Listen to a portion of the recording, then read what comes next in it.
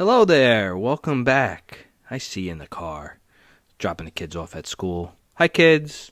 Or maybe you're commuting on the subway and you're by yourself. I'm happy to be your companion. Maybe you're at work and hiding your AirPods and I'm, whispering sweet nothings into your ear. Wherever you're joining us from, thank you for spending some time to hang out with us. Welcome to Season 1, Episode 2 of Bookshelf Brilliance, where timeless knowledge meets modern insight. I was thinking of, Googling fancy words for, second, right?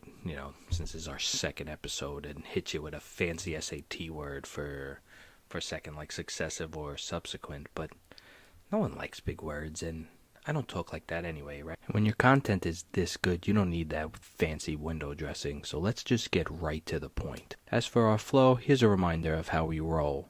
We're on a mission to unlock classic wisdom, one chapter at a time. But what exactly does that mean? I do the heavy lifting. I read the book. I reread it. I have a red pen in hand, so I'm underlining. I'm taking notes with the aim of bringing you the essential teachings, allowing you to sprint to the finish line. Our episodes will break down the key takeaways from each chapter so you can put them into action. Knowledge means nothing without action. As I mentioned earlier, this is our second episode, so Chapter 2 is upon us. The big secret of dealing with people. Sounds very fancy and packed full of information. So without further ado, let's dive right in and explore the timeless wisdom hidden within these pages. So what's the big secret, right? The big secret of dealing with people. Carnegie figured it out. There is only one way to get anybody to do anything, and that's by making the other person want to do it. Give me your watch. No, you don't want to do that. But I can make you want to give me your watch by sticking my gun in your ribs. Obviously, we can't pull out a gun every time we want somebody to do something, right? Well, we can, but I think it wouldn't be too long before you ended up in prison. So, how do we get people to want to do what we want them to do?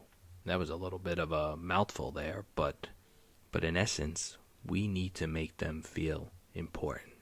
We all have a desire deep down to feel important. It's why we put our titles under our name in emails. What I think we call a judge, Your Honor. They may say it's for tradition, but it's because they want to feel important. It's their courtroom. Rich people donate to build libraries and hospitals. Would they do that if they didn't name the building and plaster their name on the front of it? We all want to feel important. And what makes us feel important? Appreciation. Sincere appreciation.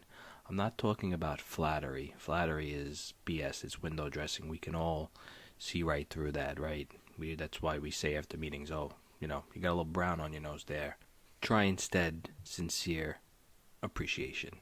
John D. Rockefeller thinks his ability to sincerely appreciate his staff, his employees, anybody he came in contact with, was the reason for his success. Andrew Carnegie paid Charles Schwab $1 million a year during a time when $50 a week, which equates to $2,600 a year, made you well off. Carnegie didn't hire Schwab because of his, knowledge about the steel industry. It was his knowledge on how to deal with people that made Schwab worth $1 million a year. The underlying theme of this chapter is be generous with your appreciation and give praise abundantly if you want to win friends and influence people.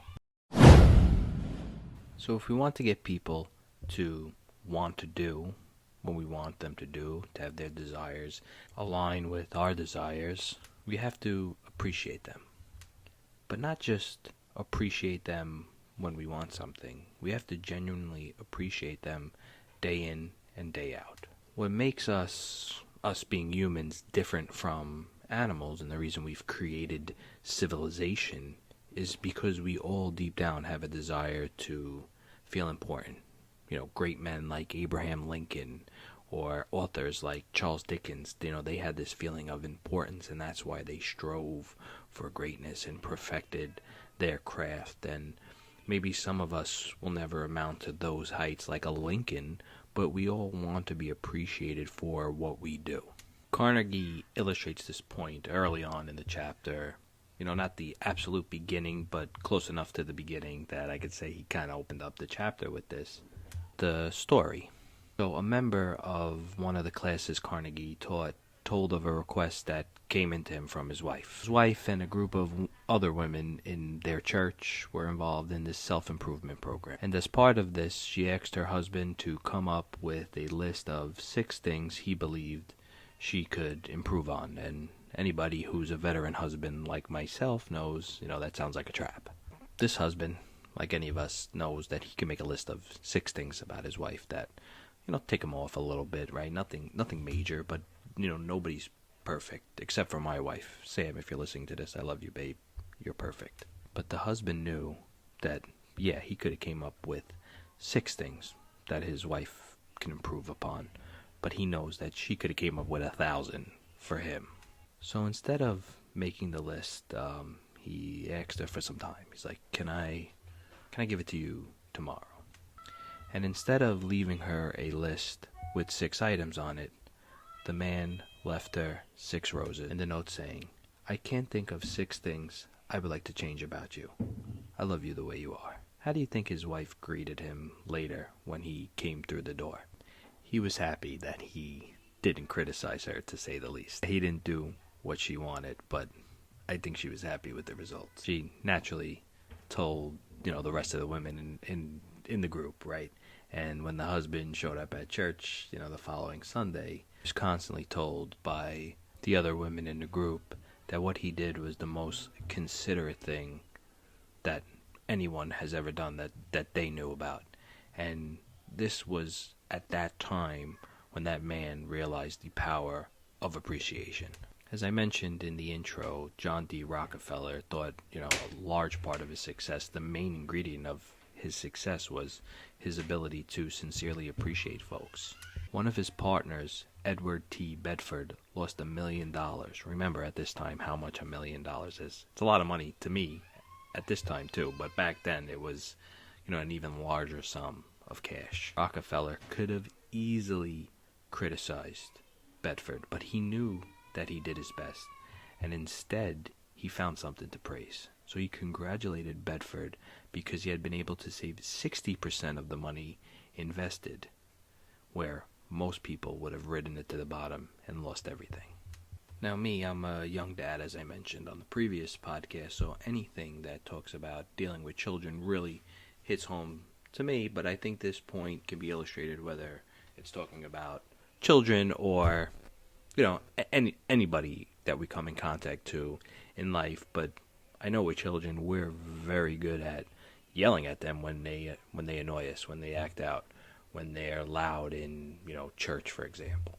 But we often neglect the chances to congratulate them on that good behavior. Oh, it's expected, children to be seen, not heard, right? Why should I congratulate you? Why should I praise you for, doing what you're supposed to do? There is nothing that we need so much as nourishment for our self-esteem. We nourish the bodies of our children and our friends and employees, but how seldom do we nourish their self-esteem? Carnegie writes. He continues, we provide them with roast beef and potatoes to build energy, but we neglect to give them kind words of appreciation that would sing in their memories for years, like the music of the morning stars. We must not forget that everybody we come in contact with is a human being who hungers for this appreciation. Therefore, if we leave a friendly trail of little sparks of gratitude here and there throughout our daily encounters, just see what blossoms around you. Now again, it needs to be sincere appreciation, so the key word here is sincere. We're all good at flattering and, BSing somebody and kissing ass, right? But this is not what we're talking about. We need to be genuine, right? When crafting this podcast, before letting it go out to anybody, I sent it to my mother, who wasn't the best, critic, right? It was hard for her to be sincere as she would love anything that I created. I joked with her when she said it was perfect that, she still has the artwork that I made. We glued macaroni to a dish once and spray painted it, right? That's still in our bathroom to this day. She would never give me the Mr. Wonderful Kevin O'Leary from Shark Tank experience and tell me that you gotta, take the dog behind the barn and shoot it. Or at least that's sincere, right? Maybe he needs to work on the appreciation part. But again, we need to be genuine. This is not about kissing ass. This is not about flattering a person, because they'll see through that eventually. We need not to be afraid of enemies who attack us, but instead be afraid of friends who flatter us. Appreciation, sincere appreciation, will allow you to arouse enthusiasm in all people you come in contact with. That will make you be somebody that people want to be around. And Charles Schwab was quoted as saying, "I consider my ability to arouse enthusiasm among my people the greatest asset I possess. And the way to develop the best that is in a person is by appreciation and encouragement." And, he was the first $1 million man, right? We mentioned Lincoln, we mentioned Rockefeller. These great men knew the secret. Sincere appreciation will get you where you want to go, and will get others to want the same as you, and align desires to a path of success. Let us land this plane successfully. What does Carnegie want us to take away from this chapter? He wants us to remember that everyone we encounter, no matter their title, no matter where we encounter them, whether they're in our family, whether we work with them, whether it's our neighbor, they really crave our gratitude, our appreciation. They hunger for this. John D. Rockefeller knew this, and that's the reason why he was so successful when it came to business, why he was able to have enough money to name Rockefeller Center after himself, right? And that's something that he did to live on forever, right? He wanted that appreciation, that recognition, to be known as a good guy. Again, the human aspect of it. We need to be like the husband, right? We have the ability to criticize, right? To knock somebody down, but isn't it that appreciation that will just get more? I mean, we all know the studies of the mice who get electric shocked and they don't learn as quickly as when they get rewarded for their positive behavior. So the next time your kid behaves well at grandma's house, pretend like they just won the Super Bowl. Make a big deal about it. When your spouse, cooks dinner, ordinary dinner, nothing special, maybe some chicken cutlets, nothing extravagant, right? Again, get up, give them a kiss, and say thank you. The boost you give to their self-worth will foster a confidence in them that will make a lasting impact on them. I leave you with this. Honest appreciation gets results where criticism and ridicule fail.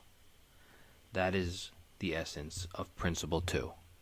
Give honest and sincere appreciation. Thank you for giving us your precious time and hanging out with us. And don't forget to subscribe wherever it is that you get podcasts to Bookshelf Brilliance. This way you won't miss our next episode, the conclusion of part 1 of the book on chapter 3. He who can do this has the whole world with him.